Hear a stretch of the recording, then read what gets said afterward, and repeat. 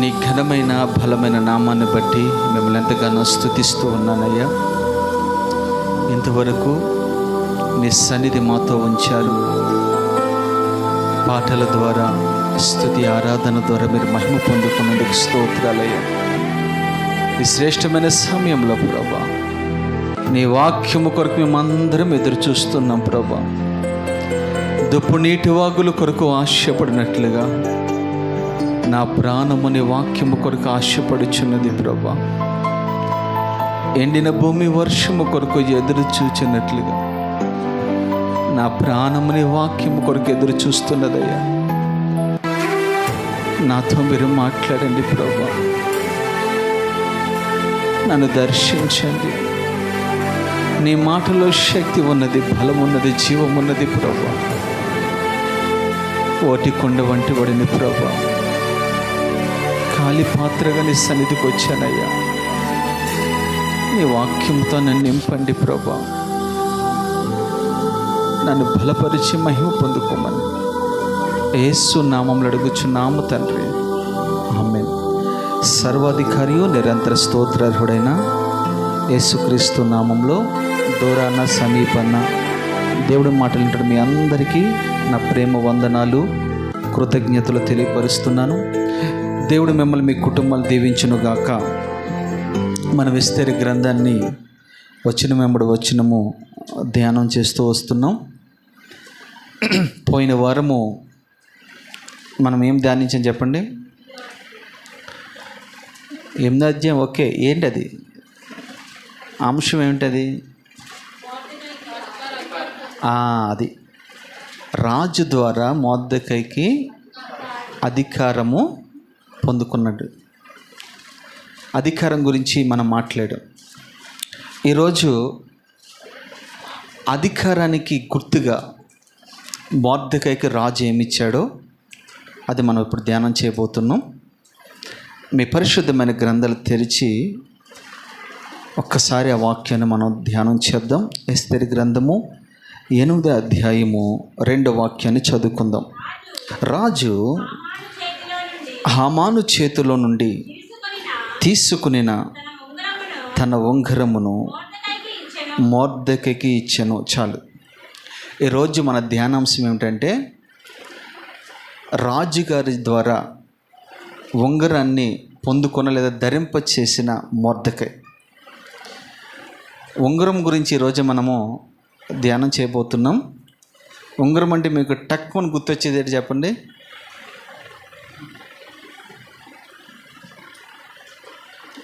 ఉంగరం అంటే మీకు ఏం గుర్తొస్తుంది టక్కుమని? అయ్యో, అదే కదా, మర్చిపోయినట్టున్నారు మీరందరూ అప్పుడే ఈ బాధల్లో పడి. సాల్మన్ రాజు అలాగే చూస్తున్నాడు, ఏం ఎంగేజ్మెంట్ ఏందనండి అర్థం లేదన్నట్టు. శేఖర్ అయితే అసలు మొత్తం మర్చిపోయినట్టే ఉన్నాడు, అసలు ఎంగేజ్మెంట్ ఏంటో ఏందనేది. ఎంగేజ్మెంట్కి ఏం పెడతారు మనకి? ఉంగరం పెడతారు కదా. అది లాస్ట్లో చెప్తాను దాని గురించి. అయితే ఇక్కడ మీరు ఒక విషయం లోతుగా మనం ధ్యానం చేద్దాం. మీరు గమనించవలసిన విషయం ఏంటంటే, రాజు హామాను చేతిలో నుండి తీసుకునిన తన ఉంగరమును మొర్దెకైకు ఇచ్చాను. ఎవరి చేతిలో ఉంది ఇదివరకు? ఇది హామాను చేతిలో ఉంది. ఉంగరము అని అనగా ఉంగరంగా మీరు అర్థం చేసుకోకూడదు. అది అధికారానికి సాదృశ్యంగా ఉంది, లేదా రాజరికానికి సాదృశ్యంగా ఉంది, లేదా పరిపాలనకు అది సాదృశ్యంగా ఉంది, లేదా శాసనములు మార్చుటకు అది సాదృశ్యంగా ఉంది. ఉంగరం అంటే మామూలుగా అనుకునేరు, మనకు అక్కడక్కడ చెట్టు కింద పుట్ట కింద అమ్ముతూ ఉంటారు ఉంగరాలు. ఈ ఉంగరం పెట్టుకుంటే నీ స్టార్ మారిపోద్ది, నీ బ్రతుకు మారిపోద్ది అని అంటూ ఉంటాడు. అవి మనం పెట్టుకుంటే నీ స్టార్ మారుతాం కాదు కదా, ఏమీ జరగదు. అయితే ఆ రాజు మనకు ఉంగరం ఏదైనా ఇస్తే దాని ద్వారా మాత్రం ఖచ్చితంగా మన బ్రతుకులు మార్చబడునుగాక.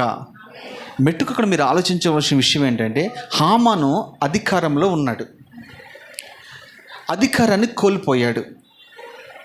ఎందుకని? రాజు శాసనమును సరైన రీతిలో ఉపయోగించుకొనలేదు, అధికారాన్ని సరైన రీతిలో ఉపయోగించుకోలేదు. దేనికి వాడాడో తెలుసది? ఏదో ఒక వ్యక్తి గురించి తన జీవితంలో ఎంతో నష్టాన్ని చేకూర్చుకున్నాడు. ఒక మాటలో చెప్పాలంటే, నమస్కరించలేదనే ఒకే ఒక కారణం చేత సింహాసనం పోగొట్టుకున్నాడు. ప్రధానమంత్రిగా ఉన్న ఆ స్థితిని కోల్పోయాడు. చివరికి ఊరేసి చంపే స్థాయికి ఎదిగాడు.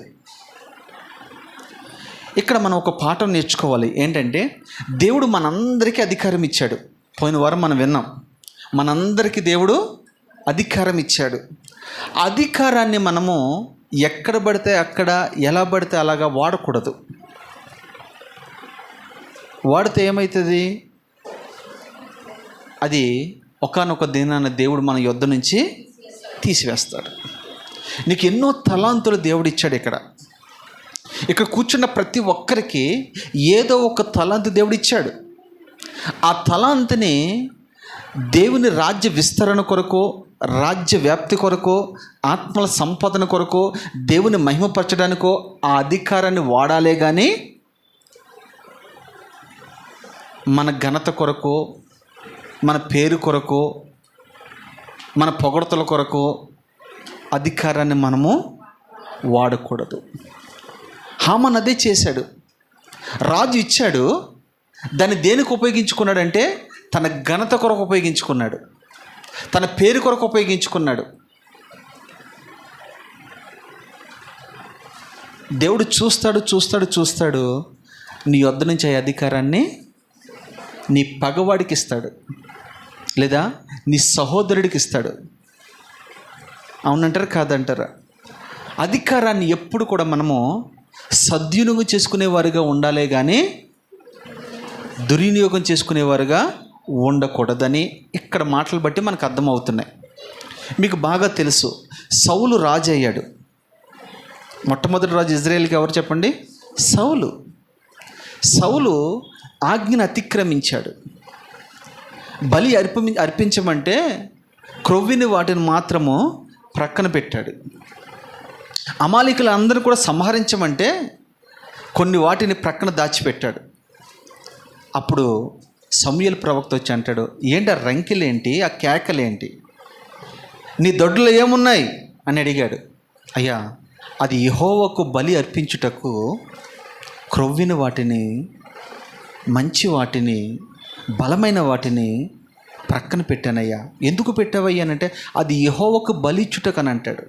అప్పుడు వెంటనే సమూయేలు అంటాడు, బలి ఇచ్చుట కంటే మాట వినుట శ్రేష్టము కదా. బలి అర్పించడానికంటే మాట వినుట శ్రేష్టం.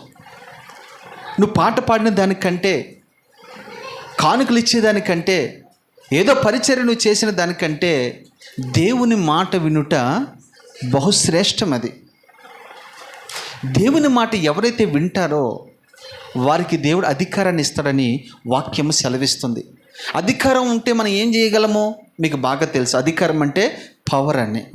అధికారము ఉన్నవాడు ఏది చేసినా చలామణి అవుతుంది, ఏది మాట్లాడినా చలామణి అవుతుంది. అవునంటారా కాదంటారా? అలాంటి అధికారము దేవుడు మనకిచ్చాడు. అలాంటి అధికారము రాజు మొర్దెకైకి హామానుకి ఇచ్చాడు. కానీ దాన్ని సరైన రీతిలో వాడకుండా తన సొంత పనికి, తన గౌరవానికి అది వాడుకుంటూ వచ్చాడు. ఒకానొక దినాన రాజు చూశాడు, దాని యొద్ద నుంచి అది తీసివేసి ఎవరికి ఇచ్చాడు? మొర్దెకైకి ఇచ్చాడు. అమ్మా, ఇక్కడ కూర్చున్న తమ్ముళ్ళ అన్నలకు చెప్తూ ఉన్నమాట, మీకు దేవుడు అధికారాన్ని ఇచ్చాడు. ఆ అధికారం కేవలం దేవుని నామ ఘనత కొరకే మీరు వాడుదురుగాక. మీ సొంత ప్రయోజనం కొరకు మీరు ఎప్పుడు వాడకుండా వందురుగాక. అలాంటి కృపా జ్ఞానం దేవుడు మనకు అనుగ్రహించునుగాక. ఇది మొదటి అంశం మీకు అర్థమైంది. అధికారం మనం సరైన రీతిలో వాడకపోతే ప్రభు దాన్ని ఏం చేస్తారో చెప్పండి.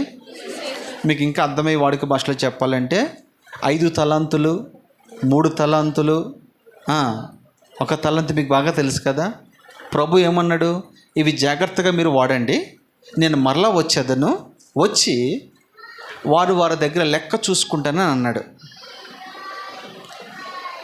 5 తలంతులోడు బాగా వాడుకున్నాడు.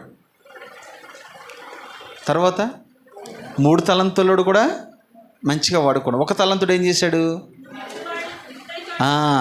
చూడు, దాచిపెట్టి అనకూడని మాటలు అన్నాడు ప్రభుని.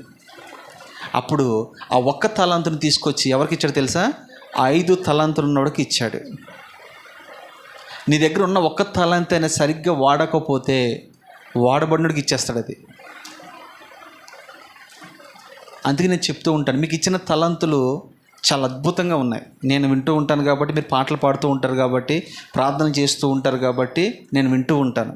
మీకు చాలా గొప్ప కృపలు దేవుడు ఇచ్చాడు. ఆ తలంతుని మీరు ఏం చేయాలి? వాడికలాగా భూమిలో కప్పెడతారా? ఏం చేద్దాం మరి? వాడుకోవాలి. ఎక్కడ వాడుకోవాలి? దేవుని సన్నిధిలో వాడుకోవాలి. అంతేనే కదా మీకు ఆ తలంతులు ఇచ్చింది. ఇప్పుడు వాడుకోవాలంటే మనం ఇప్పుడు రావాలి ఏమ్మా? ఇప్పుడు రావాలి. సమయానికి వస్తే ఆ తలంతులు వాడుకోవడానికి దేవుడు మనకి అవకాశాన్ని ఇస్తాడు. మీకు పాటలు పాడే తలంతులు ఇచ్చాడు. మీరు ఎప్పుడు వస్తారు? 12 గంటలకు వస్తారు వాక్యం టయానికి. అప్పుడు మీరు ఇచ్చిన తలంతు ఏమైపోతుంది? ఈరోజు వాడలేదు. మళ్ళీ వచ్చే ఆదివారం కూడా 12:15కు వస్తారు. అప్పుడు కూడా మీకు ఇచ్చే తలంతు వాడుకోరు. అలాగా ఒక నెల రోజులు మీరు వాడుకోలేదు అనుకోండి, అదేమైపోద్ది? ఏమవుదా? కత్తిని వాడితేనే పదును ఉంటుంది, వాడకపోతే ఏమవుతుంది? మీ ధనము తుప్పు పట్టుపోవును అని వాక్యం ఉందా లేదా? నేనంటాను, మీ తలంతు తుప్పు పట్టుపోకుండా మనం దాన్ని ఏం చేయాలి చెప్పండి? వాడుకోవాలి. దీనివల్ల వాడుకుంటే అది పొదునెక్కుతూ ఉంటుంది. ఇనప ముక్కను మీరు తీసుకోండి, అది సరైన రీతిలో దాన్ని వాడకపోతే ఆ ఇనప ముక్క ఏమైపోద్ది చెప్పండి? తుప్పు పట్టిపోద్ది. మీ విశ్వాసము తుప్పు పట్టిపోద్ది, మీ ప్రార్థన తుప్పు పట్టిపోద్ది, మీకున్న పాటలు తుప్పు పట్టిపోతాయి, మీకున్న ఆరాధన తుప్పు పట్టిపోద్ది, మీకున్న కొన్ని తలంతులన్నీ తుప్పు పట్టిన తర్వాత యజమానుడు దాన్ని వాడుకోడు. ఇప్పుడు మీకు అర్థమైంది కదా? మీకు ఇచ్చిన తలాంతులను మీరు ఏం చేయాలి? ఎప్పుడెప్పుడు నేను లేచేదనా, ఎప్పుడెప్పుడు నా పనులు ముగించుకునేదనా, ఎప్పుడెప్పుడు నేను ప్రభు మందిరానికి వెళ్ళేదనా, నాకు ఇచ్చిన తలాంతును ఆయన నామ ఘనత కొరకు నేను ఎప్పుడు వాడేదనా అన్నట్టు మనం ఉండాలా. మీరు రోజు పాడినోడు పాటలు ఎలాగుంటాయి, అప్పుడప్పుడు పాడినోడు పాటలు ఎలాగుంటాయి మీరే చెప్పండి. బ్రదర్స్, మిమ్మల్ని అడుగుతున్నాను, రోజు రోజు సాధనం చేయండి, వాడిది ఎలాగుంటుంది వాయిస్, అప్పుడప్పుడు పాడినోడు వాయిస్ ఎలాగుంటుంది.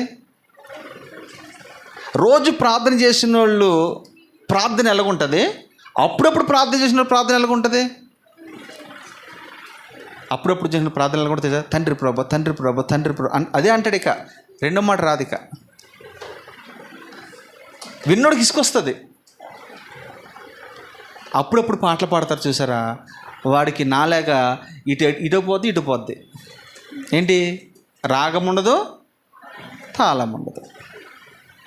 అయినా కానీ నేను పాడేతాను అంటే ఎప్పుడు పోనీ ఈరోజు శుభ్రంగా నేర్చుకుని పాడదాం అనుకోరు. మీరు పాడటం వల్ల అనేక మందుల ఆత్మని మీరు దయ వల్ల ఆత్మను ఆర్పకుడి బైబిల్ ఉంది కదా. మన ప్రార్థన ద్వారా లేదా మన పాటల ద్వారా వాళ్ళ ఆత్మలు మనం ఏం చేస్తాం చెప్పండి? అది చెప్పడం కొట్టడం, ఇంకా నీరసం వచ్చేద్దాడికి. ఇంకా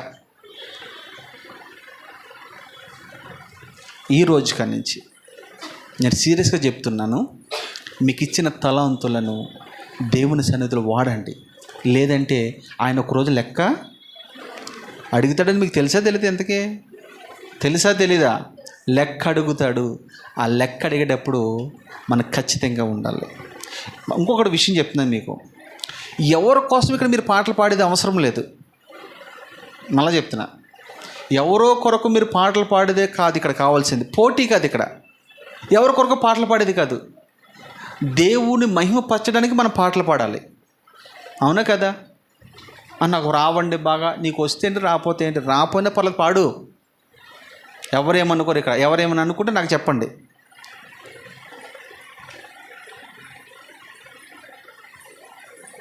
ఇక్కడ హామాను ఇచ్చిన తలాంతుని, ఇచ్చిన అధికారాన్ని సద్వినియోగపరుచుకోక ఏం చేశాడు చెప్పండి? దుర్యోగం పరుచుకున్నాడు. అధికారం పోయిన తర్వాత విలువ పోయింది.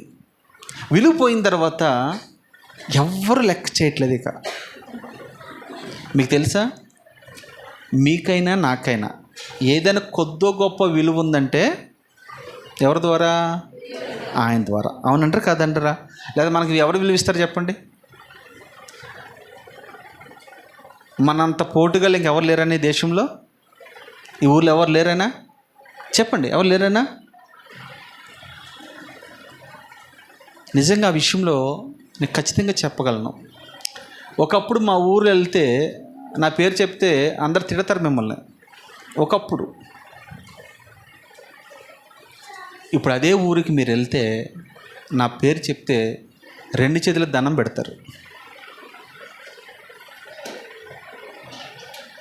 ఎందుకని? ఈ మట్టి దేహంలోకి మహిమైశ్వర్యం వచ్చింది. దేవుని ఆత్మ నాలోకి వచ్చింది. దేవుని వాక్యము నాలోకి వచ్చింది. గనుక ఈ విలువ లేని వాడికి విలువ వచ్చింది. మనందరి స్థితిగతులు అంతే.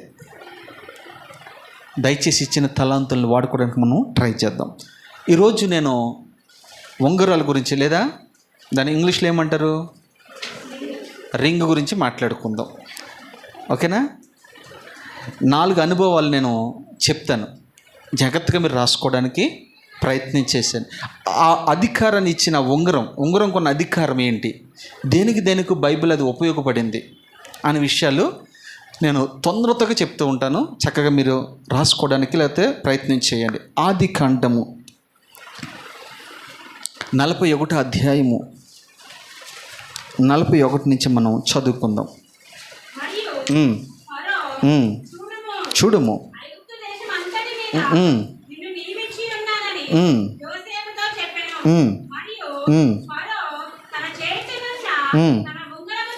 అది అండర్లైన్ చేసుకోండి అమ్మా.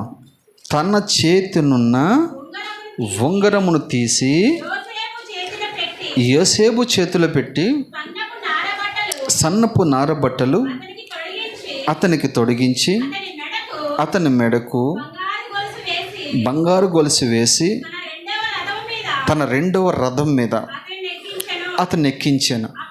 అప్పుడు వందనము చేయడని అతని ముందర జనులు కేకలు వేసిరి.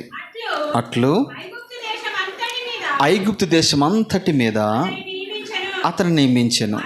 మరియు ఫరో యోసేపుతో, ఫరోను నేనే, అయినను నీ సెలవు లేక ఐగుప్తు దేశం అంతటను ఏ మనుషుడును తన చేతినైనను కాలునైనను ఎత్తకూడదని చెప్పాను. చాలమ్మా. ఇక్కడ మీరు ఈ ఉంగరానికి, అంటే యోసేపు చేతుకున్న ఉంగరానికి ఉన్న పేరేం పెట్టవచ్చు అంటే, మనం ఐగుప్తుని శాసించే ఉంగరం ఇది. ఏ ఉంగరం ఇది? మీరు జాగ్రత్తగా రాసుకోవాలి. ఐగుప్తుని శాసించే ఉంగరం ఇది. ఇది మామూలు ఉంగరం కాదు. ఈ ఉంగరము యోసేపు చేతికి రానంతసేపు, యోసేపు చేతిలో ఈ ఉంగరం లేనంతసేపు యోసేపు సాధారణమైన ఒక వ్యక్తిగా ఉండేవాడు. జైల్లో ఒక ఖైదీగా ఉండేవాడు. విలువ లేనివాడుగా ఉండేవాడు. ఎన్నిక లేనివాడుగా ఉండేవాడు. అసలు గుర్తింపు అనేదే లేదు ఎవరికి? యోసేపుకి. ఎప్పుడైతే ఆ కళ భావం చెప్పాడో ఫరో ఒప్పుకుంటాడు. నీవు మామూలు వ్యక్తివి కాదయ్యా, నీవు జ్ఞానాత్మ పూర్ణుడు అని అంటూ ఉంటాడు. ఏమంటాడు చెప్పండి? జ్ఞానాత్మ పూర్ణుడు. దేవుని ఆత్మ నీకు లేకపోతే ఈ కళ భావం నువ్వు చెప్పలేవు. నువ్వు చాలా జ్ఞానవంతుడివి. అందుకనే ఈ దేశాన్ని పరిపాలించుటకు నేను నిన్ను అధికారిగా నిలబెడుతూ ఉన్నాను, ప్రధానమంత్రిగా నిలబెడుతున్నాను. నేను తప్ప, నా ఇంటి వారు తప్ప, ఈ దేశంలో ఎవరైనా సరే నీ మాట సెలవు లేకుండా కాలైనను చెయ్యనను కదపకూడదు. ఆ ఉంగరం ఎప్పుడైతే యోసేపు చేతికి వచ్చిందో మొత్తం అందరూ కూడా, ఐగుప్తు వాళ్ళందరూ కూడా కేకలు వేస్తూ ఉన్నారు, ఘనపరుస్తూ ఉన్నారు. అంత మాత్రమే కాదు, ఫరో 2వ రథం మీద యోసేపుని ఎక్కించి ఆ దేశం అంతటిని తిప్పుతూ ఉన్నాడు. ఆయనకున్న డిగ్రీస్ ఏమీ లేవు. ఎవరికి? యోసేపుకి ఏ డిగ్రీసు లేవు. కేవలము రాజు ఉంగరము తనకు ధరింప చేసిన కారణాన అధికారాన్ని చేపట్టిన వాడిగా ఉన్నాడు. శాసిస్తూ ఉన్నాడు, ఐగుప్తుని శాసిస్తూ ఉన్నాడు. ఐగుప్తుకి బానిసగా వెళ్ళినవాడు. అవునంటారా కాదంటారా? ఒకప్పుడు ఈ వ్యక్తి ఏంటంటే ఐగుప్తులో ఏం చేశాడు? బానిస, వెట్టి పనులు చేస్తూ ఉండేవాడు. కానీ తన ఆత్మీయ స్థితిని, ఆత్మీయ జీవితాన్ని కాపాడుకుంటూ వచ్చాడు. ఒకానొక రోజున ఆ అధికారము తనకు సొంతం చేసుకోవడానికి దేవుడు కృప చూపించాడు. ఇచ్చిన తలాంతులను మీరు జాగ్రత్తగా వాడగలిగితే యేసబ్బు లేక మిమ్మల్ని కూడా దేవుడు రాజుగా ఊరేగిస్తాడు. ఇచ్చిన తలాంతులను ఎప్పుడు మనం దాచుకోకూడదు. యోసేపు ఐగుప్తులో చూడండి ఎంత గొప్ప స్థాయికి ఎదిగాడో చూడండి. అతని చిత్తము లేకుండా, అతని సెలవు లేకుండా ఎవ్వరు కూడా కాలు చెయ్యి మెదపడానికి వీలు లేదు. అంత అధికారం ఇచ్చాడు. ఇది ఐగుప్తు దేశాన్ని శాసించే ఉంగరం. ఇది నెంబర్ 1. నెంబర్ 2, రెండోదిగా కూడా మనం చూద్దాం. ఎస్తేరు గ్రంథము 8వ అధ్యాయము 8వ వాక్యాన్ని చదువుకుందాం. అయితే రాజు పేరట రాయబడి రాజు ఉంగరముతో ముద్రింపబడిన ఏ మానవుడును మార్చజాలడు. కాగా నీకిష్టమైనట్లు నా పేరట యూదుల పక్షమున తాకీదు రాయించి రాజు ఉంగరముతో దాన్ని ముద్రించుడి.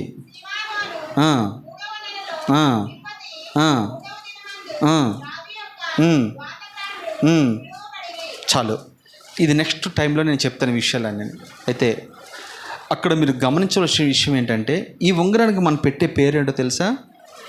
శాసనములను రద్దుపరిచే ఉంగరం ఇది. ఈ ఉంగరానికి ఉన్న పవర్ ఏంటంటే, ఒక్కసారి రాజు ఉంగరముతో ఏదైనా తాకీదు సిద్ధపడింది అని అంటే ఇక దాన్ని ఎవ్వడు కూడా మార్చడానికి వీలు లేదు, అధికారం లేదు. అలాగుండేది ఆ రోజుల్లో. ఆ చట్టం ఎవరు మార్చలేరు. ఒక్కసారి ఎందుకు ఈ తాకీదు? ఏం తాకీదు? ఎందుకు ఇది? యూదుల మీద మరణ శాస్త్రం అనే తాకీదును సిద్ధపరిచారు. అది రాజు దగ్గర తీసుకొచ్చారు. రాజుకు లేనిపోయిన మాటలు చెప్పారు. చెప్పింది అది రాజు నమ్మాడు. రాజు వెంటనే మళ్ళీ ఎక్కడ మనసు మార్చుకుంటాడేమోనని వెంటనే ఏం చేశారు? రాజు ఉంగరంతో ముద్రించారు. ఒక్కసారి రాజు ఉంగరంతో ముద్రించిన తర్వాత దాన్ని రాజు కూడా రద్దుపరచడానికి వీల్లేదు. అది సిద్ధాంతం వాళ్ళది. అయితే వీళ్ళ మీద మరణ శాసనం ఉంది. మరి అక్కడేమో హామాను ఉరిదీయబడుతూ ఉన్నాడు. అధికారము మొర్దెకైకి వచ్చింది. ఇప్పుడు మొర్దెకై చేతిలో ఏముంది? అధికారం ఉంది, ఉంగరము ఉంది. అధికారం ఉంది, ఉంగరం ఉంది. అయితే వెంటనే మొర్దెకై ఎస్తేరు రాజు దగ్గరికి వెళ్ళారు. అయ్యా, యూదుల మీద హామాను కుట్ర పన్ని వారిని చంపాలని ఒక తాకీదును సిద్ధపరిచిన సంగతి మీకు తెలుసు. దాన్ని దయచేసి రద్దుపరచండి అయ్యా, దయచేసి దాన్ని కొట్టివేయండి అని అంటే రాజు ఏమంటాడు తెలుసు? ఇక్కడ ఆ మాటలప్పుడు మీరు చదివింది అదే కదా. అక్కడ ఏమంటాడు? ముద్రింపబడిన తాకీదును ఏ మానవుడును మార్చజాలడు. ఎవరికి దీని మీద అధికారం లేదు, ఎవడు మార్చలేడు. ఇంకంత మరణం అయ్యవలసిందేనా? యూదులందరూ సంహరించవలసిందేనా? యూదులందరూ చనిపోవలసిందేనా? అయితే మొర్దెకైకి దేవుడు ఎంత అధికారం, ఎంత కృపనిచ్చాడో చూడండి. రాజు మనసును మెత్తనంగా చేశాడు. రాజు హృదయము దేవుని చేతిలో నీటి కాలువ వలె ఉన్నదట.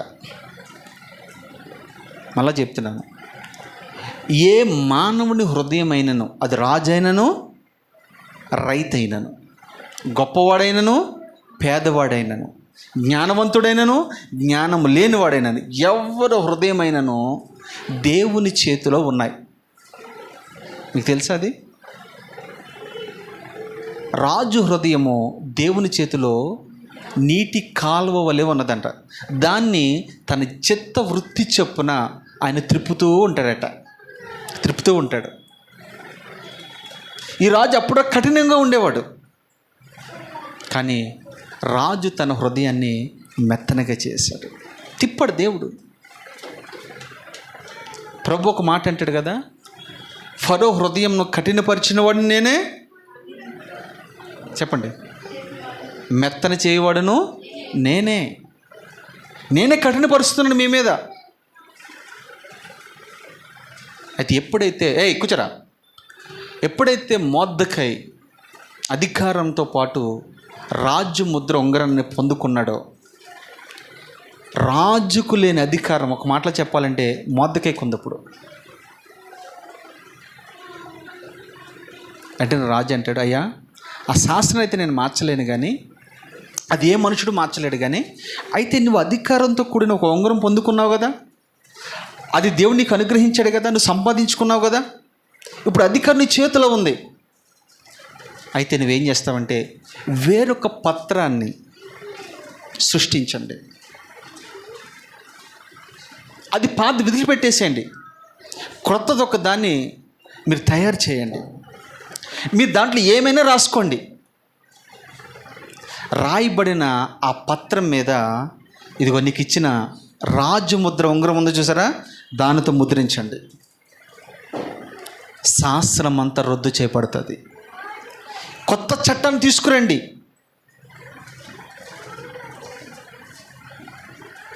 ఇప్పుడు మీకు ఆ రోజుల్లో ఇది ఉండేది, ఈ రోజుల్లో కూడా అదే ఉంది. ఇది కొత్తగా వచ్చింది ఏం కాదు. మన ఏపీలో మీకు బాగా తెలుసు, ఒకప్పుడు ఒక ఆయన ఉండేవాడు. ఆయన కొన్ని కాలేజీలు కట్టాడు, స్కూల్స్ కట్టాడు, మెడికల్ కాలేజీలు కట్టాడు. వీళ్ళు వచ్చిన తర్వాత దాన్ని ఏం చేశారు? తీసేశారు. మరి వీళ్ళకి అధికారం ఎవరు ఇచ్చారు? పవర్, అంతే. అలాగే ఆ రోజుల్లో కూడా మొర్దెకై చేతిలో ఆ పవర్ ఉంది. దాన్ని అంతా కూడా చక్కగా వాళ్ళకి అనుకున్న రీతిగా రాసుకుని తను ముద్రించిన తర్వాత చూడండి, యూదుల మీద మరణ శాసనము రద్దు చేయబడింది లేదా కొట్టివేయబడింది. ఎవరి వల్ల? కేవలము మొర్దెకై వల్లనే. ఇది ఆత్మీయంగా మీకు చెప్తాను. మీరు కూడా దేవుని అధికారాన్ని పొందుకున్న తర్వాత మీ ఇంటిలో ఎన్నో నష్టాలు, కష్టాలు, శ్రమలు, దుఃఖాలు, ఈ వేదనలు, ఈ మార్గం కూడా మీరు వెళ్తూ ఉంటారు. మా బ్రతుకులు ఇంతే, మా జీవితాలు ఇంతే, మేము అప్పులైపోయాం, మేము సమస్యలు ఇరుక్కుపోయాం, ఈ మమ్మల్ని ఎవరు లేవనెత్తడం లేడు, మేము ఎవరు సహాయం చేసేటోళ్ళు లేడు అన్నట్టుగా మీరు ఒక్కొక్కసారి డిప్రెషన్లోకి వెళ్ళిపోతూ ఉంటారు. అప్పుడు ఏం చేయాలి తెలుసా? మీకు ఇచ్చిన అధికారాన్ని మీరు ఏం చేయాలి తెలుసా? వాడుకుంటూ ఉండాలి. మీకు ఇచ్చిన అధికారం ఏమిటో తెలుసా? భూమి యందు దేన్ని మీరు విప్పుతారో అది పరలోకంలో విప్పబడుతుంది. భూమి యందు దేన్ని బంధిస్తారో అది పరలోకంలో బంధించబడుతుంది. అంత అధికారం దేవుడు నీకు ఇచ్చాడు. అధికారంతో నువ్వు, అయ్యా ఈ అప్పుల నుంచి నాకు విడుదల ఈ ప్రభువా, అధికారంతో ప్రార్థన చేయి, దేవుడు నీకు సహాయం చేస్తాడు. అయ్యా కొన్ని సంవత్సరాలు బట్టి అనారోగ్యంతో నేను బాధపడుతున్నానయ్యా, నాకు విడుదల, స్వస్థత నీ ప్రభువా, దేవుడు ఖచ్చితంగా నీ స్వస్థతనిస్తాడు. కుటుంబంలో నెమ్మది లేదయ్యా, సమాధానం లేదయ్యా, నెమ్మది సమాధానం ఇస్తాడు. గర్భఫలం లేదయ్యా, గర్భఫలం ఇస్తాడు. వివాహం కొరకు ఎదురు చూస్తున్నావా, దేవుడు సహాయం ఏదైనా దేవుడు చేయగలడు. ఆయన ఏదైనా చేయటకు సామర్థ్యుడు. అయితే ఒక మాట, ఇక్కడ ఒక చిన్న లాజిక్ ఉంది. అధికారము నీకు ఇవ్వాలంటే, అధికారమును వాడుకోవాలంటే నువ్వు దేవునితో కనెక్ట్ అయి ఉండాలి. ఎవరితో కనెక్ట్ అవ్వాలి? దేవునితో కనెక్ట్. ఎలా కనెక్ట్ అవ్వాలి?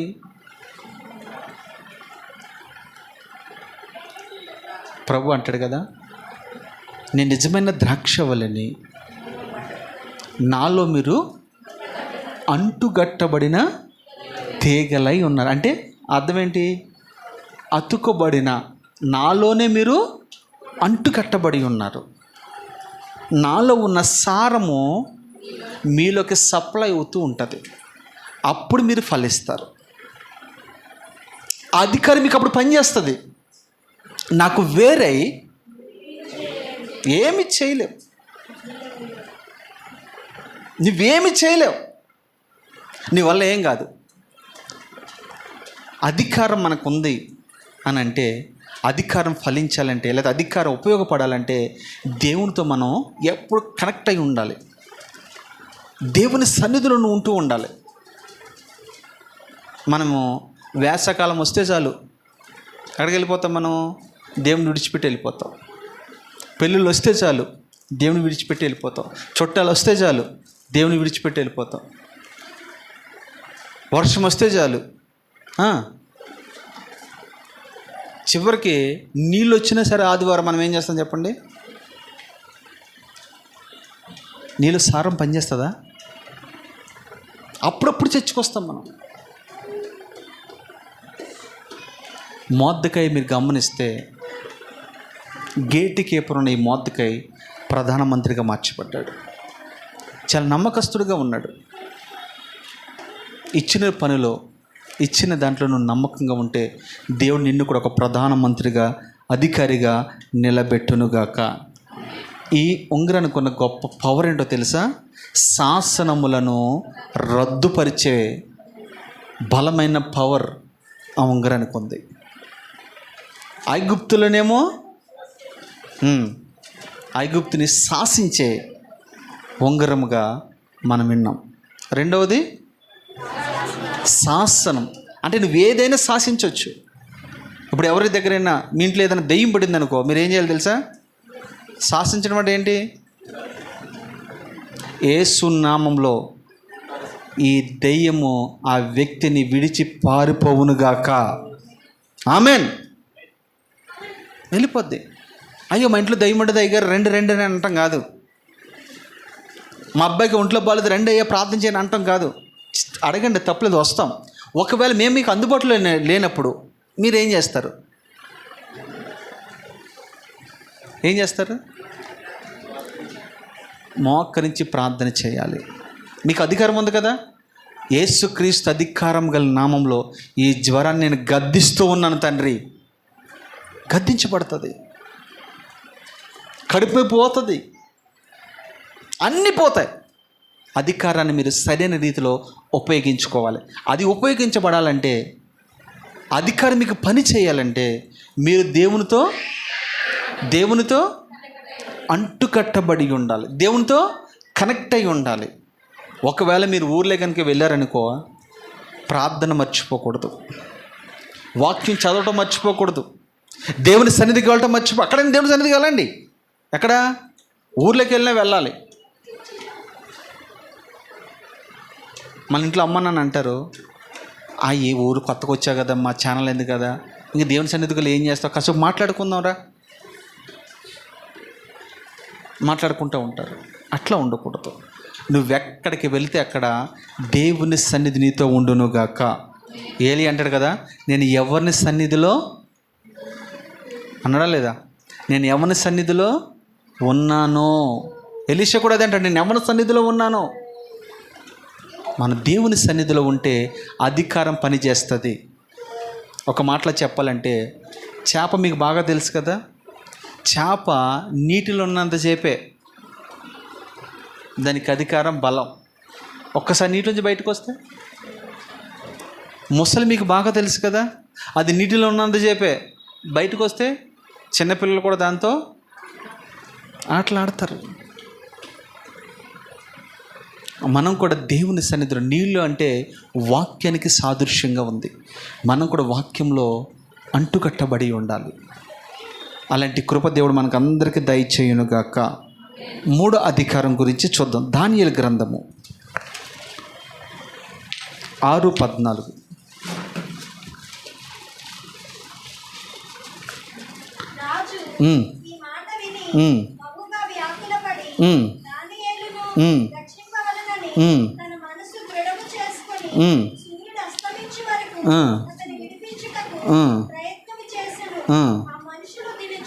ఆ మనుషులు దీన్ని చూచి రాజు సన్నిధికి సందడిగా కూడి వచ్చి, రాజా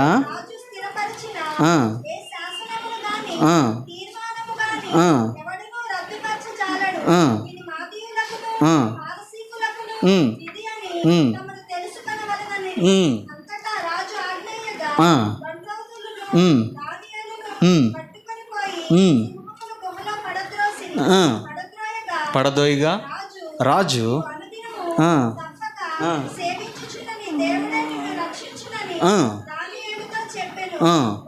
వారు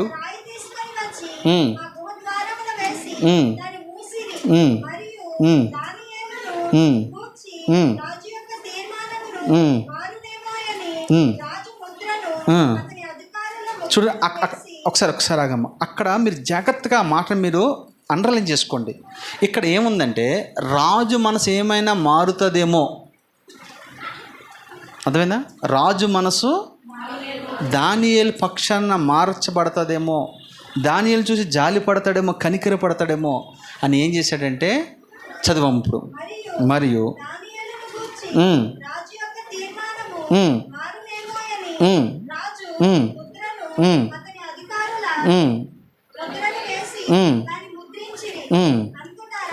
అంతటా రాజు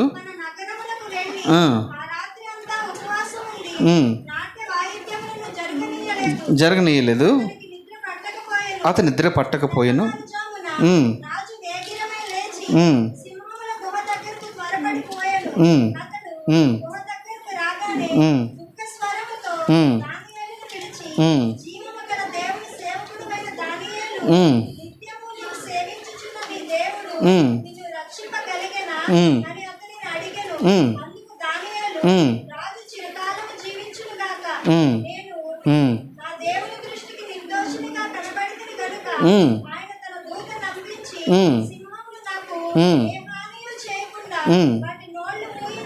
చాలు.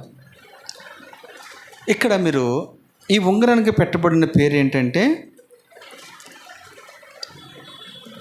అధికారముతో ముద్రించబడిన ఉంగరం ఇది. ఇక్కడ మీరు ఈ విషయాలన్నీ మీకు బాగా తెలుసు, అయితే కొంతమంది తెలియకపోవచ్చు, కానీ మళ్ళీ ఒకసారి నేను జ్ఞాపకం చేస్తున్నాను.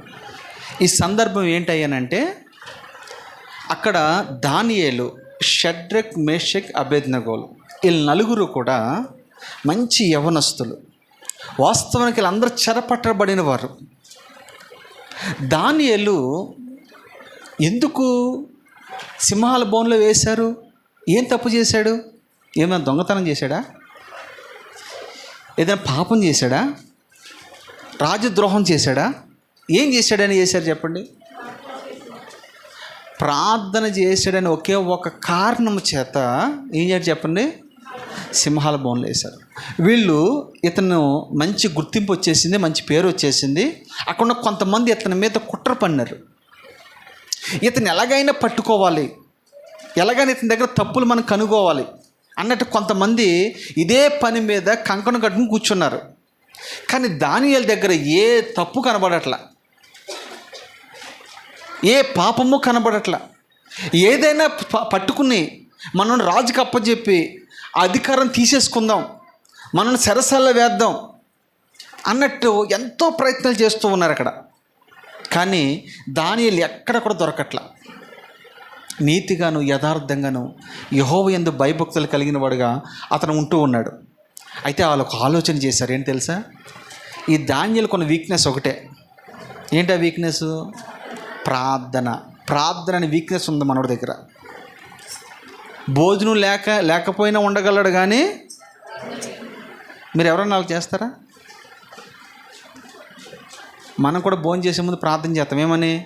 ప్రభా, నాకు ఇచ్చిన ఆహారాన్ని బట్టి వందనాలు ప్రభా, ఇది మంచిగా అరిగేటట్టుగా. అంతేనా? ప్రార్థన చేసుకుంటాం. ప్రార్థనలో కూడా ఆత్రం ఉంటుంది మనది. కానీ దానియేలు అలాంటి వాడు కాదు. భోజనం ఉన్నా లేకున్నా, సుఖమున్నా లేకున్నా, రాజాజ్ఞని వ్యతిరేకంగా లేచిన, రాజ్య వ్యతిరేకంగా లేచిన ఆ రాజుతో మాట్లాడకుండా ఉండలేడు.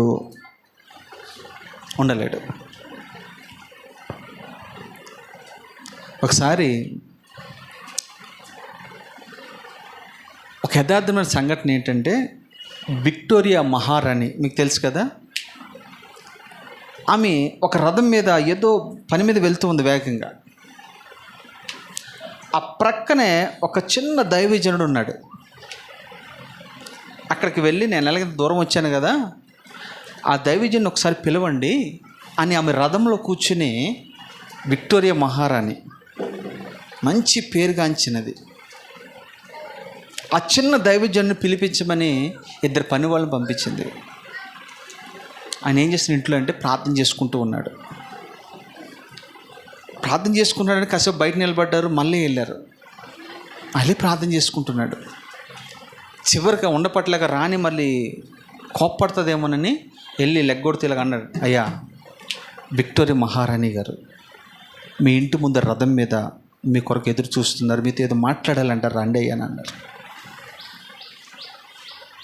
అప్పుడు ఆ దైవజనుడు ఏమన్నాడు తెలుసా? నేను రారాజుతో మాట్లాడుతున్నాను అని చెప్పండి, తర్వాత నేను వస్తాను. ఆమె ఒక దేశానికి రాని, కానీ ఈయనేమంటున్నాడు? రారాజుతో మాట్లాడుతున్నాను, డిస్టర్బ్ చేయొద్దు, తర్వాత వస్తాను, వెయిట్ చేయండి అని చెప్పారు. అది ఆయనలో ఉన్న గొప్పతనం, ఆ దైవజనంలో ఉన్న గొప్పతనం. మనకి ఇలాంటి అనుభవాలు మనకు ఎదురైనాయి అనుకోండి, మనం ఏం చేస్తాము? అయ్యా కాస్త పక్కన కూర్చో, మళ్ళీ వస్తాను, ముందు ఆయన ఎవరో చూసి వస్తానంటాం మనం. లేదా ఫోన్ వస్తే మనం ఏం చేస్తాం? మాట్లాడతాం.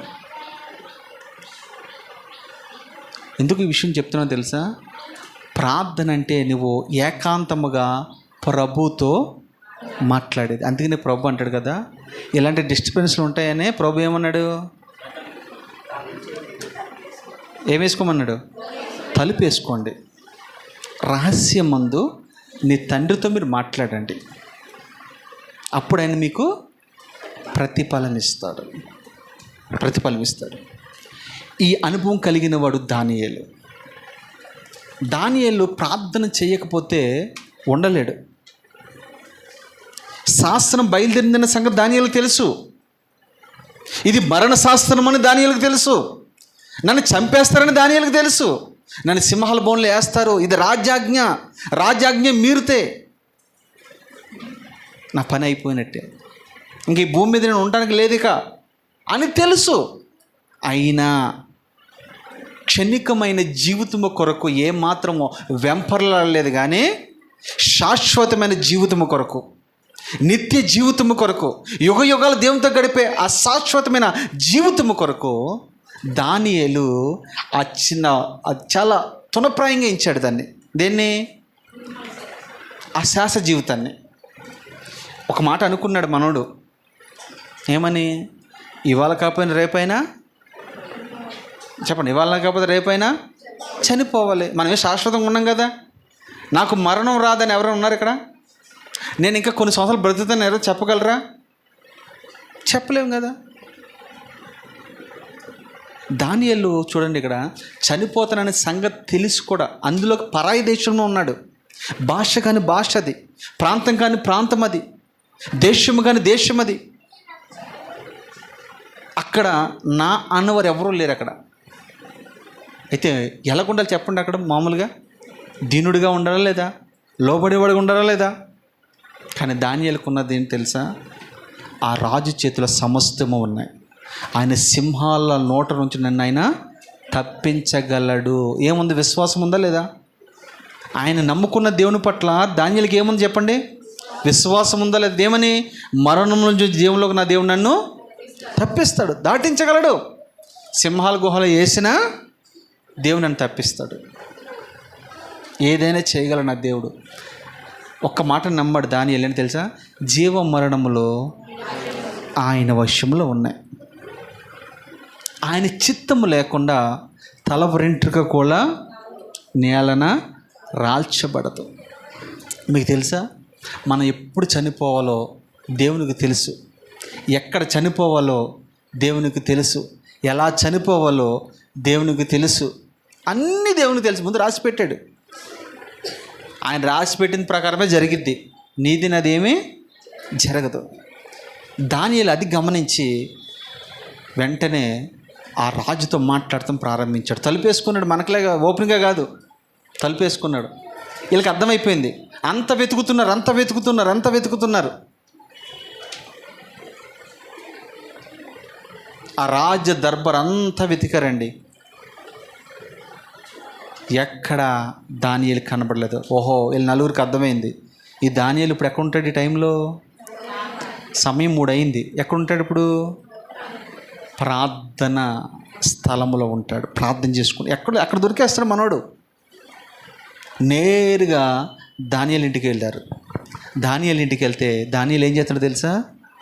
కిటికీలు ఓపెన్ చేసి యెరూషలేము తట్టు చేతులెత్తి, అది యథావిధిగా ఉంటుంది. అక్కడ ఎలా ఉంటుంది చెప్పండి? ఉందా లేదా? యథావిధిగా అంటే దానికి ఆ మాటకున్న అర్థం ఏంటి? ఎప్పటి వల్లే క్రమముగా ప్రార్థన చేసుకుంటూ ఉన్నాడు. ఒక రకంగా చెప్పాలంటే దానియేలు మంచి పొజిషన్లో ఉన్నాడు, మంచి హోదాలో ఉన్నాడు. అయినా సమయానికల్లా అక్కడికి వెళ్ళిపోతాడు, ప్రార్థన చేసుకుంటాడు. తర్వాత తన పని ఏదో తను చేసుకుంటూ ఉంటాడు. మనకి ఉద్యోగం, ప్రమోషన్ పెరిగిందంటే, స్థాయి పెరిగిందంటే, హోదా పెరిగిందంటే ఆ రాజును మర్చిపోతాం, ఈ రాజుతో తిరుగుతూ ఉంటాం మనం. నీ స్థాయి ఎంత ఎదిగినా దేవుని సన్నిధిలో గడపడం మాత్రం మర్చిపోవద్దు. దానియేలు చూడండి, ఆ స్థాయిలో ఉన్నప్పటికీ కూడా తనకిచ్చిన సమయంలో ప్రభుతో గడుపుతూ ఉన్నాడు. యెరూషలేము తట్టు కిటికీలు తెరిచి ప్రార్థన ముమ్మారు అలా చేస్తూ ఉన్నారు. వీళ్ళందరూ వెళ్ళారు, డోర్ కొట్టారు, ఓపెన్ చేశారు. ప్రార్థనలో ఉన్నాడు మనోడు. దొరికాడని ఏం చేయాలి తెలుసా? పట్టుకుని తీసుకుని వెళ్ళిపోయారు. తీసుకువెళ్ళిపోతూ ఉంటే ఈ విషయం ఎవరు తెలిసింది? రాజుకు తెలిసింది. రాజు కలవరపడ్డాడు. రాజు బాధపడ్డాడు. ఎందుకు బాధపడ్డాడు చెప్పండి? అది ఈ దానియేలులో ఏ తప్పుదం లేదు, అది నాకు బాగా తెలుసు. ఏ మోసము దగ, ఇక్కడ మాటలు అక్కడ మాటలు ఇక్కడ చెప్పేటోడు కాదు. యథార్థవంతులు బలపరచుటకు యెహోవా నేత్రములు, చెప్పండి లోకమంతా, యథార్థవంతులు బలపరచుటకు దేవుని ఆల్రెడీ నేత్రాలు వెతుకుతూ ఉన్నాయి. ఆల్రెడీ దేవుడు చూస్తూ ఉన్నాడు. అక్కడంతా అర్థమవుతుంది దేవునికి. రాజు కలవరపడుతున్నాడు. మంచి వాళ్ళని చూసినప్పుడు ఎవరికైనా బాధ కలిగిద్ది.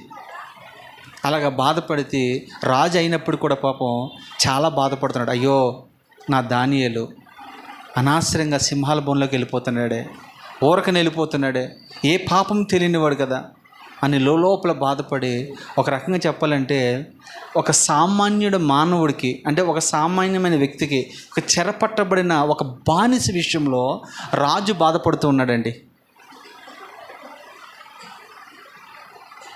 మన గురించి ప్రధానమంత్రి బాధపడతాడా? ముఖ్యమంత్రి బాధపడతాడా? అక్కడ వరకు ఎందుకండి, మన ఇంట్లో బాధపడతారంటారా? మన ఇంటిలో మన వాళ్ళు బాధపడతారా? సరే, మీ భర్తలు బాధపడతారా?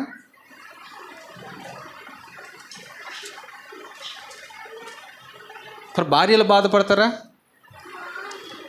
ఈ కోట ఆ కోట 2 కోటలు కొట్టేస్తారు వీళ్ళైతే, బాధ ఏం లేదు. కానీ రాజుకి ఎటువంటి సంబంధం లేదు.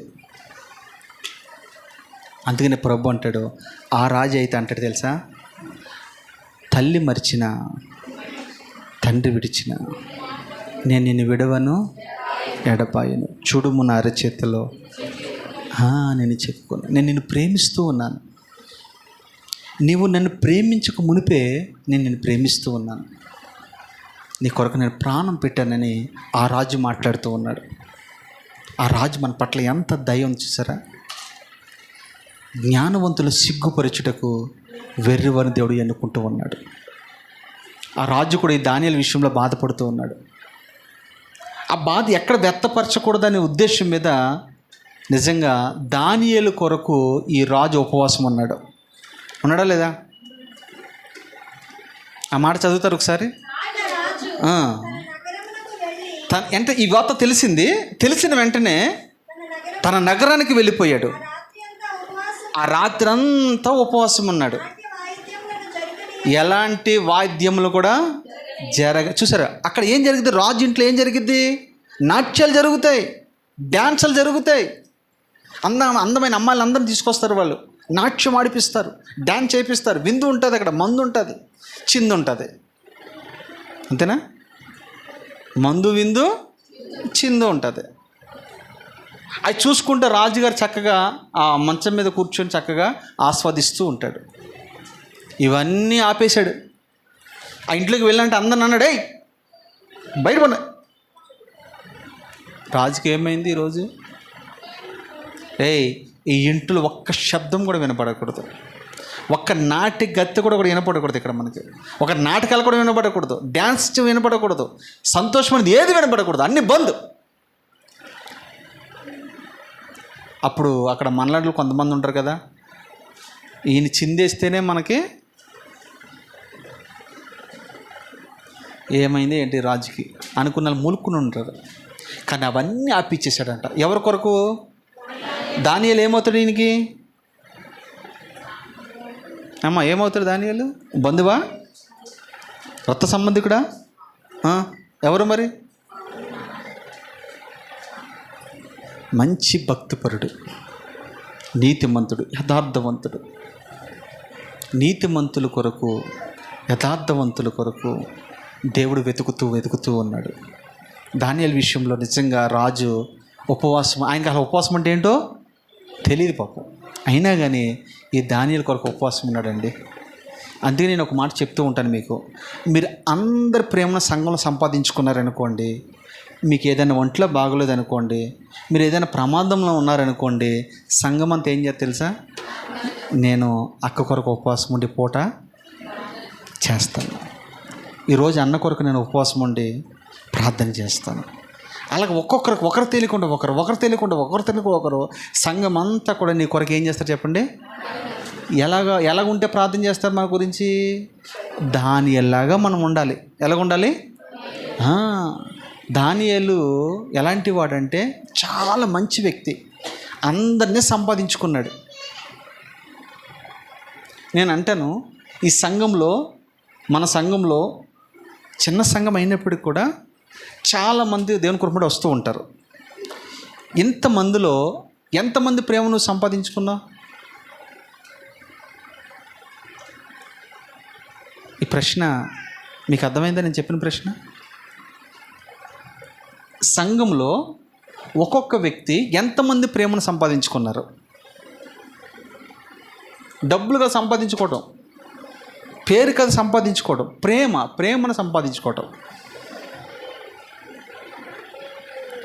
మీరు ఇంతమంది ఉన్నారు కదా, ఎప్పుడైనా మీరు ఆదివారం చర్చికి రాకపోతే మీ మీద ప్రేమ ఉన్న వాళ్ళు, ప్రేమ లేని వారు మీకు అర్థం కావడానికి, అక్క ఏంటి వారం రాలేదేంటి మీరు అని మీకు ఎవరైనా ఫోన్ చేశారా? ఒక్కడు చేయలేపుతలేదు. ఎవరైనా ఫోన్ చేశారా? ఏదో ఒకరికిద్దరు చేసి ఉంటారేమో. సరే, ఎంతమంది చేసి ఉంటారు మీకు? ఒకళ్ళే ఇద్దరా? నిజంగా ఓపెన్గా చెప్పు, ఒకళ్ళు ఇద్దరమ్మా? ఇద్దరు చేశారు లేదా ముగ్గురు చేశారు? మంచిది. మీకు ముగ్గురు అన్న ఫ్యాన్స్ ఉన్నారమ్మా నీకు. మరి ఇంక మిగతా వాళ్ళు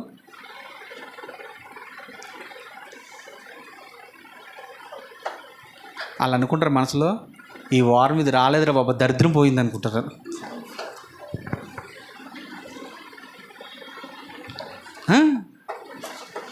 ఓ లబడబ లబలబ లబలబ లబలబ మాట్లాడుతూనే ఉంటుంది.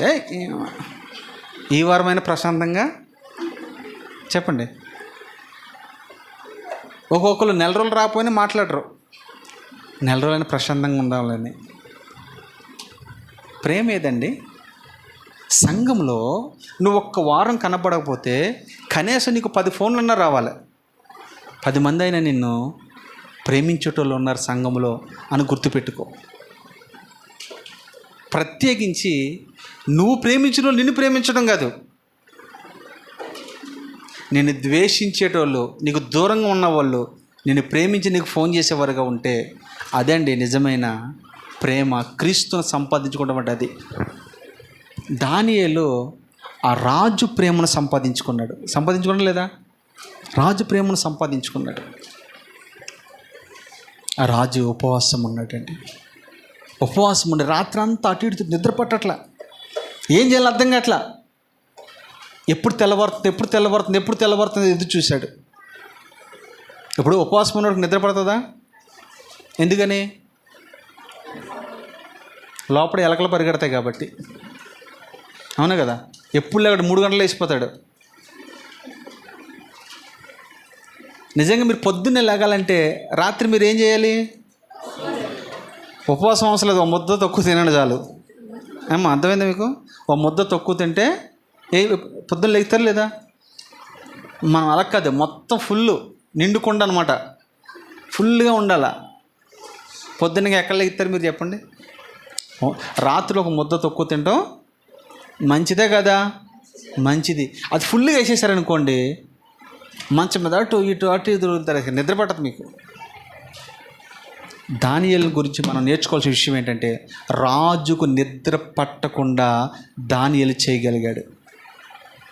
పొద్దున్నే లేచాడు, చీకటి తెల్లవారులు కూడా లేచాడు. లేచి హొటాహొటిన ఈ ముందు గ్యాప్లో ఏం జరుగుతుందో తెలుసా? రాజు మనసు ఎక్కడ మారిపోద్దని. ఆల్రెడీ దానియేలు అంటే రాజుకి ఇష్టమా కదా? ఇష్టం. ఆ విషయం వీళ్ళందరూ తెలుసు. ఈయన ఎక్కడ మళ్ళీ దానియేలు పట్ల కనికర పడతాడో, ప్రేమ పడతాడో, మనసు మార్చుకుంటాడో, ఆ రాజశాస్త్రం మార్చేస్తాడో, రద్దుపరుస్తాడో అని వీళ్ళేం చేయాలి తెలుసా?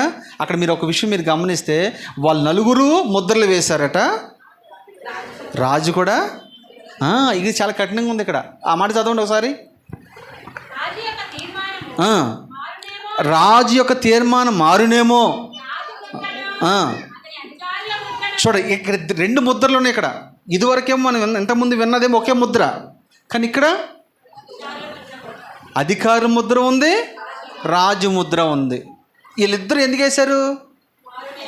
దీన్ని ఏమంటారు తెలుసా? జాయింట్ అకౌంట్ అంటారు. దీన్ని ఏమంటారు మీకు తెలుసా? Joint account. మన షాల్మన్కి బాగా తెలుసు జాయింట్ అకౌంట్, ఎందుకు బ్యాంక్ మేనేజర్ కాబట్టి. ఆయన ఎందుకు వేస్తారు ఇద్దరికి జాయింట్ అకౌంట్? ఇద్దరు కొట్టుకున్న చచ్చినా కానీ అక్కడికి వెళ్ళినప్పటికీ కలిసే సంతకం పెడితే కానీ పని అవుతుంది. అది అవునే కదా? దాన్ని జాయింట్ అకౌంట్ అంటారు. అక్కడ ఉంటుందండి మన చిట్ట. ఇక్కడ ఎంత కొట్టుకున్నా కానీ బ్యాంక్ దగ్గరికి వెళ్ళిన తర్వాత ఇద్దరు కలిసి లేకపోతే ఆ డబ్బులు ఇవ్వడం. ఇది కూడా అంతే. రాజు అధికారుల శాసనం 2 కూడా ముద్రించబడ్డాయి. చాలా స్ట్రాంగ్, బలంగా ఉంది. అంటే దీనికి అర్థం ఏంటి తెలుసా? దానియేలు బలమైన వాడు, బలమైన ప్రార్థన పరుడు. అందుకనే రెట్టింపు. అంటే నీ భక్తి ఎంత ఎక్కువగా ఉంటుందో సాతాన ప్రభావం నీ మీద అంత ఎక్కువగా ఉంటుంది. అది గుర్తుపెట్టుకో. నువ్వు బాగా భక్తి చేస్తున్నావు అనుకో, నీకే శోధనలు ఎక్కువ వస్తాయి. మీరు అప్పుడప్పుడు అంటారు, నాకెందుకు వస్తున్నాయండి శోధనలు? ఇవి మా ఇంటి పక్క వాళ్ళు చర్చికెళ్ళరు, ఏమీ చేయరు, వాళ్ళు బాగానే ఉంటున్నారే. మీకు తెలుసా, శోధనలు మీకు వస్తూ ఉన్నాయనంటే మీరు దానియేలు వలె ఉన్నతమైన స్థాయికి వెళ్ళబోతూ ఉన్నారు. శోధనలు రావాలి. శోధించబడిన మీదట, ఈ మాట తెలుసా మీకు? శోధించబడిన పిమ్మట శుద్ధ సువర్ణంగా మార్చబడతారు. ఎంత శోధించబడతావో అంత శుద్ధ సువర్ణంగా మార్చబడతావు. ఎంత కొట్టబడతావో అంతగా రూపాన్ని పొందుకుంటావు. మాకు దెబ్బలొద్దంటే, సుత్తు దెబ్బలొద్దంటే కెరూబు తయారయ్యేదా? సుత్తు దెబ్బలొద్దంటే ఈ తలుపు తయారయ్యేదా? చెప్పండి. మనకి దెబ్బలు తలగాలి.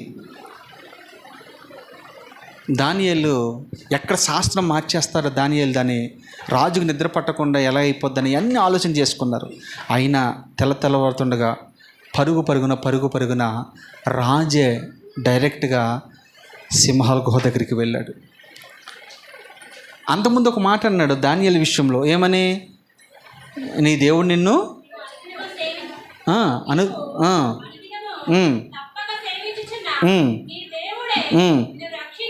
చాలు, అనుదినము నీవు సేవిస్తూ నీ దేవుడే నిన్ను రక్షిస్తాడంతే. నిన్ను రక్షించగలడు అని అంటాడు. ఆయన అంటాడు కదా యెషయా గ్రంథంలో, మిమ్మల్ని రక్షించుకుని నేరకునినట్లుగా నా బాహువు ఏదైనా కురచైనదా లేదా తక్కువైనదా? నా బాహు ఏం తక్కువ కాలేదు కదా మేము రక్షించడానికి. ఆయన మనల్ని రక్షించడానికి సిద్ధ మనసు కలిగి ఉన్నాడు. నశించిన దాన్ని వెతికి రక్షించుటకు మనుష్య కుమారుడు భూమి మీదకి వచ్చాడు. ఒక నీతిమంతుడు నశించిపోతే ఆయన ఊరుకుంటాడా? ఒక యథార్థమంతుడు, ఒక ప్రార్థనాపరుడు, ఈ ఒక్క ప్రార్థనాపరుడు బ్రతుకుంటే యూదులందరూ కూడా రక్షించబడతారు కదా. ఎందుకు పోగొట్టుకుంటాడు దేవుడు?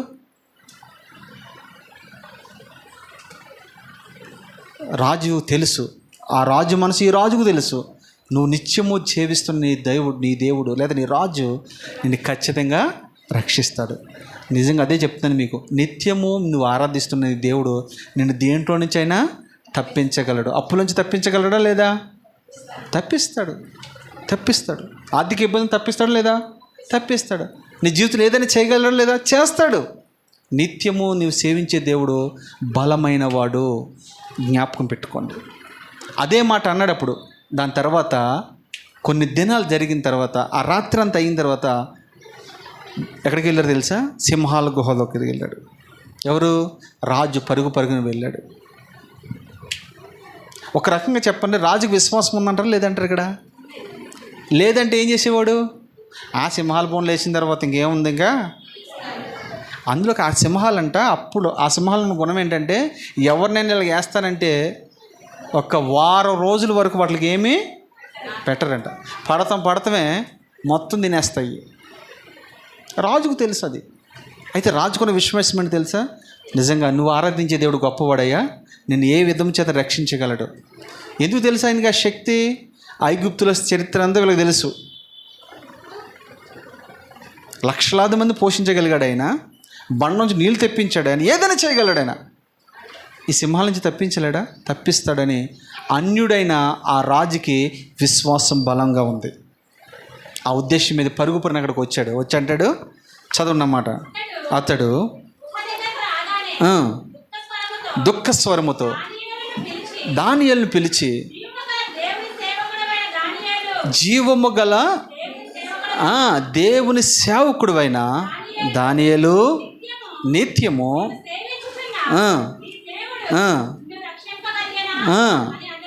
అని అడిగాడు. అంతే. నిత్యము సేవిస్తున్న దేవుడు నిన్ను రక్షింపగలుగునా అని అడిగాడు. వెంటనే లోపల నుంచి ఒక స్వరం వస్తుంది. అందుకు దానియేలు, రాజు చిరకాలము జీవించునుగాక, ఆమెన్ ఆమెన్. ఆ మాట వినగానే రాజుకి ఎక్కలేని సంతోషం వచ్చేసింది. మీకు తెలుసా, ఆ సింహాల గుహలో సింహాలు చాలా ఉన్నాయి, కానీ ఈ సింహం వెళ్ళి ఆ సింహంతో వెళ్ళి స్నేహం చేసింది. ఎవరో స్నేహం? దానియేలు. మనం సింహాల ఫోటోలు పెట్టుకుంటాం. నిజంగా చెప్పాలంటే ఈ దానియేలు సింహము లాంటి వాడు.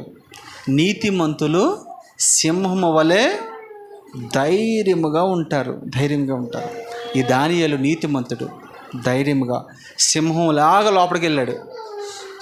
ఆ సింహాలన్నీ చూసి అనుకున్నా, అమ్మో ఇదేది పెద్ద సింహం వచ్చింది అని ఏమీ మాట్లాడలేకపోయినాయి. సింహాలలో మూసివేయబడ్డాయి. దానియేలు స్వరం వినగానే రాజు వెంటనే పైకి తీయండి, పైకి తీశారు. ఈ నలుగురు అయితే ఎవరైతే కుట్ర పన్నారో వాళ్ళ నలుగురిని తీసుకొచ్చి అందులో వేసేశారు. మనుషుడా, ఏది విత్తుతావో అదే పంట కోస్తావు అన్నట్టు. ఏదైతే చెడుని తీసుకొచ్చారో, ఎవరినైతే చంపాలని ప్రయత్నం చేశారో వాళ్ళే అక్కడ మరణించారు. మూడో ఉంగరం గురించి మీకు చెప్పండి. మొదటి ఉంగరం గురించి ఏం చెప్పండి? ఐగుప్తుని శాసించే ఉంగరం. రెండోది శాసనములను రద్దుపరిచే ఉంగరం. మూడోది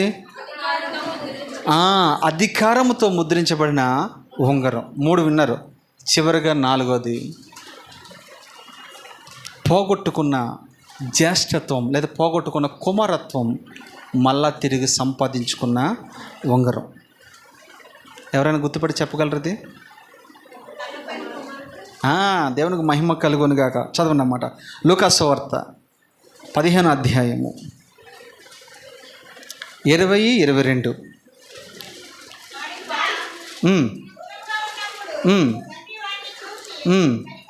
కనికరపడి అప్పుడు ఆ కుమారుడు, తండ్రి, నేను పరలోకమునకును విరోధముగాను నీ ఎదుటను నేను పాపం చేసేతని, ఏక మీదట నీ కుమారునని. అయితే తండ్రి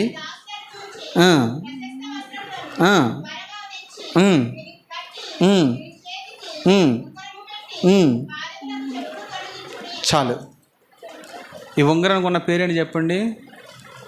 మళ్ళా కుమారత్వం పొందుకున్న ఉంగరం ఇది. అంటే అక్కడ ఏమంటాడు తెలిసి ఇతను, ఆ కుమారుడు ఏమంటాడు తెలుసా? ఇక్కడ నుండి నీకు కుమారుడిగా స్వీకరించబడడానికి నేను యోగ్యుడను కాను, ఎందుకంటే పరలోకానికి నీకు విరోధముగా నేను పాపం చేశాను. ఒక మాటలో చెప్పాలంటే దేవుని ఎదుట, నీ ఎదుట నేను పాపం చేశాను.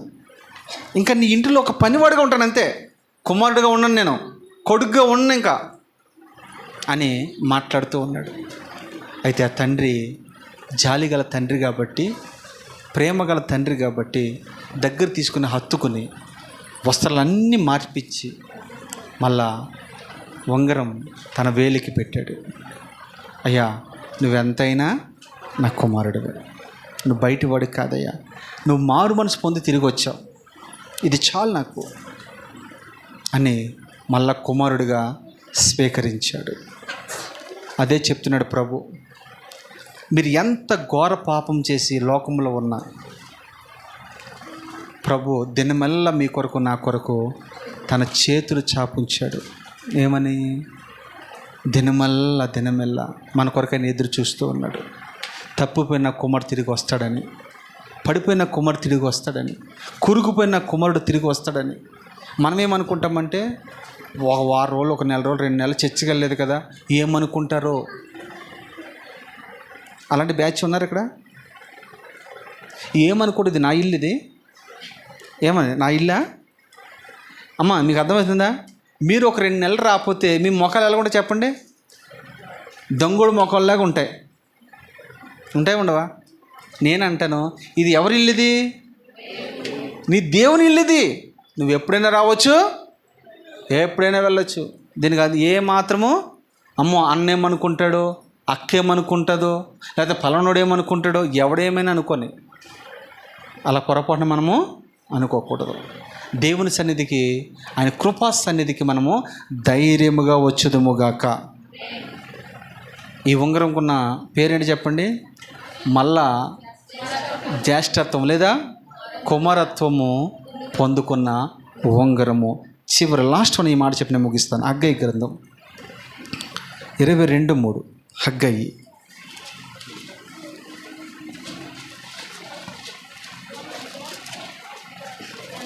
హగ్గయి 2:22.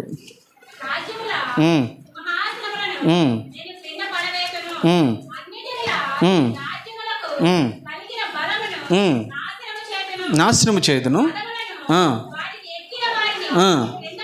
నే కింద పడవేదును,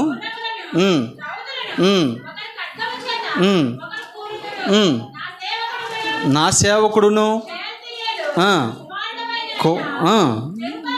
జెరుబ్బాబెలు నేను నిన్ను ఏర్పరచుకుని ఉన్నాను గనుక ఆ దినమున ముద్ర ఉంగరముగా చేయుదును. ఇది ఏర్పరచుకున్న ఉంగరం. ఇది ఏ ఉంగరం చెప్పండి? ఇది ఏర్పరచుకున్న ఉంగరం. దేవుడు నేను ఏర్పరచుకున్నాడు అనే ముంగుర్తుకి నీకు ఉంగరాన్ని ధరింపచేస్తూ ఉన్నాడు. ఈయన ఎవరంటే జెరుబ్బాబెలు. ఈ ఉంగరం దేనికి, ఈయనకి ఎందుకు ఇచ్చాడు దేవుడు దీనికి అని అంటే, దీని గురించి నెక్స్ట్ ఎప్పుడైనా మీకు వివరంగా చెప్తాను. మొక్క చెప్పిన ముగిస్తాను. ఇది ఎందుకు ఆ ఉంగరం ఇచ్చాడో తెలుసా? అధికారం ఎందుకు ఇచ్చాడో తెలుసా? అక్కడ పడిపోయిన దేవాలయాన్ని తిరిగి కట్టుటకు ఆ ఉంగరాన్ని ధరింపచేశాడు. జెరుబ్బాబెలు పడిపోయిన, శిథిలమైపోయిన, పాడైపోయిన యెరూషలేము యొక్క దేవాలయాన్ని మరలా నిర్మించుటకు, మళ్ళా నిలబెట్టుటకు, మళ్ళా దాన్ని పునాదులు వేయుటకు జెరుబ్బాబెలుని దేవుడు ఎన్నుకుని అధికారం ఇచ్చి ఆ ముద్రపు ఉంగరాన్ని ధరింపచేశాడు. మనము కూడా దేవాలయాలు కట్టేవారుగా మనం ఉండాలి. ఏ దేవాలయాలు కట్టాలి? మనము శిథిలమైపోయిన, పడిపోయిన, పాడైపోయిన ఆత్మ సంబంధమైన దేహాలు ఎన్నో కనబడుతున్నాయి కదా. వాటిని మనం కూడా ఏం చేయాలి తెలుసా? జెరుబ్బాబెలుగా తిరిగి మనం కట్టేవారుగా ఉందుముగాక. ఈ దేహము దేవునికి ఆలయం ఉన్నదని మీరు ఎరుగరా? ఈ దేహం దేనికి చెప్పండి? దేవునికి ఆలయము. ఈ టెంపుల్ కదా నేను అనేది, ఈ మందిరం కదా నేను అనేది. ప్రభు అంటున్నాడు, ఆత్మ సంబంధమైన మందిరాలు మీరు కట్టేవారుగా మనం ఉందుముగాక, నిలబెట్టేవారుగా మనం ఉందుముగాక, సరి చేసేవారుగా మనం ఉందుముగాక, బాగు చేసేవారుగా మనం ఉందుముగాక, ప్రోత్సహించేవారుగా మనం ఉందుముగాక. మనము ఎంతోమంది ఎన్నో మందిరాలు శిథిలమైపోయినాయి, పాడైపోయినాయి, పడిపోయినాయి, చిన్న భిన్నమైపోయినాయి. పడిపోయిన దావీదు గుడారాన్ని తిరిగి కట్టేదను అని ప్రభు మాట్లాడుతున్నాడు. మనం కూడా పాడైపోయిన కుటుంబాలను, పాడైపోయిన వ్యక్తులను తిరిగి మనము కట్టేవారుగా ఉందుముగాక. నువ్వు కట్టేవారుగా ఉండడానికి దేవుడు నిన్ను ఇక్కడ ఏర్పరచుకున్నాడు. ఈ ఉంగరంలో చాలా ప్రత్యేకత ఉంది. అవైతే అధికారానికి సూచన, కానీ ఈ ఉంగరం ఉన్న గొప్పతనం ఏంటి తెలుసా? మందిరాలు కట్టే అధికారం ఈ ఉంగరానికి ఉంది. మనం కూడా ఎంతోమంది జీవితాల్ని మనం నిలబెట్టేవారుగా ఉంటాం. అది నిలబెట్టడానికి ఎక్కడ నిలబడి వాక్యం చెప్పే అవసరం చెప్పండి, ఏమీ లేదు. మనము ఒక సువార్థికుడిగా నువ్వు మార్చబడు, ఒక మిషనరీగా నువ్వు మార్చబడు, ఒక ప్రార్థనాపరుడుగా నువ్వు మార్చబడు, ఒక ఆత్మలు సంపాదించేవాడుగా నువ్వు మార్చబడు. అనేక మంది మందిరాలు మనం కట్టుదుముగాక. ప్రభు త్వరగా రాబోతూ ఉన్నాడు. దానికి సూచనలు అక్కడక్కడ భూకంపాలు, అక్కడక్కడ తుఫానులు, అక్కడక్కడ కరువులు, అక్కడక్కడ యుద్ధాలు, యుద్ధ వాతావరణాలు వినబడుతూనే ఉన్నాయి. కారణం ఏంటి తెలుసా? ఆయన రాకడ దగ్గరగా ఉంది, ఏ మాత్రం సందేహం లేదు. ఈ మధ్య కాలంలోనే ఒక 2 రోజుల క్రితం అనుకుంటా భయంకరమైన తుఫాన్ వచ్చింది. అది ఏ ఏరియాలో చెప్పండి? యూపీలో. తెలుసా? యూపీలో ఎందుకు వచ్చిందో తెలుసా? అక్కడ అంతా విగ్రహారాధన. వాళ్ళంతా కూడా ఈ డ్రెస్ వేసుకుంటారు. ఏంటి అయ్యే వేసుకుంటారు వీళ్ళు. అక్కడ 100 కిలోమీటర్ల వేగంతో గాలి సిరిందట. మనుషులు పెట్టలాగా ఎగురుతున్నారు. ఎందుకు విషయం చెప్తున్నా తెలుసా? దేవుని ఉగ్రతకి ఇక్కడ కూర్చుని ఎవరు గురి కాకూడదని, లైవ్లో వింటున్నవారు ఎవరు గురి కాకూడదని ఈ మాటలు మీకు ప్రభు తెలియపరిచాడు. అలాంటి కృప మనందరికీ దేవుడు దయచేయునుగాక. దేవుడు రాకడికి మనం అందరము సిద్ధపరచబడుతుముగాక. Amen, amen. ప్రార్థన చేసుకుందాం.